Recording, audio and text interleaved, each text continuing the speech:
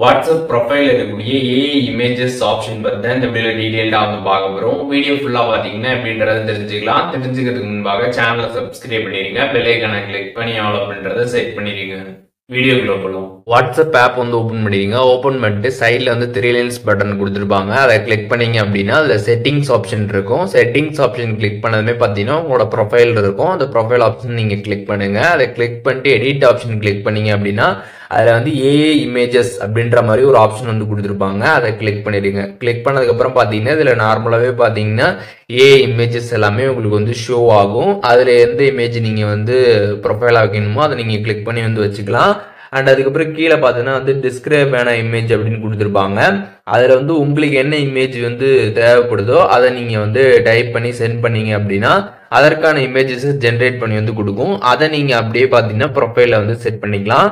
இப்போ பார்த்தீங்கன்னா நான் வந்து கிரியேட் பீச் இமேஜ் அப்படின்ற மாதிரி நான் வந்து போட்டிருக்கேன். போட்டுட்டு இதில் வந்து பார்த்தீங்கன்னா பக்கத்தில் ஒரு ஆரோ இருக்கும். அதை நீங்கள் கிளிக் பண்ணிடணும். கிளிக் பண்ணீங்க அப்படின்னா உங்களுக்கு இமேஜஸ் பார்த்தீங்கன்னா ஜென்ரேட் பண்ணி வந்து கொடுத்துரும். கீழே பார்த்தீங்கன்னா ஒரு ஆரோ மாதிரி ஒரு ஆப்ஷன் இருக்கும். அதை கிளிக் பண்ணீங்க அப்படின்னா உங்களுக்கு அடுத்தடுத்த இமேஜஸ் பார்த்தீங்கன்னா வந்து ஷோ ஆகும். நீங்கள் என்ன டைப் பண்ணீங்களோ அது ரிலேட்டடாகவே பார்த்தீங்கன்னா நிறைய இமேஜஸ் உங்களுக்கு வந்து ஷோ ஆகும். நீங்கள் கம்ப்ளீட்டாக பார்த்துக்கலாம். உங்களுக்கு எது தேவையோ அதை நீங்கள் வந்து பார்த்துக்கிட்டு கீழே டிக் ஆப்ஷன் கிளிக் பண்ணிட்டீங்க அப்படின்னா அது வந்து உங்களோட ப்ரொஃபைலில் சக்ஸஸ்ஃபுல்லாக பார்த்தீங்கன்னா வந்து செட் ஆகிடும்.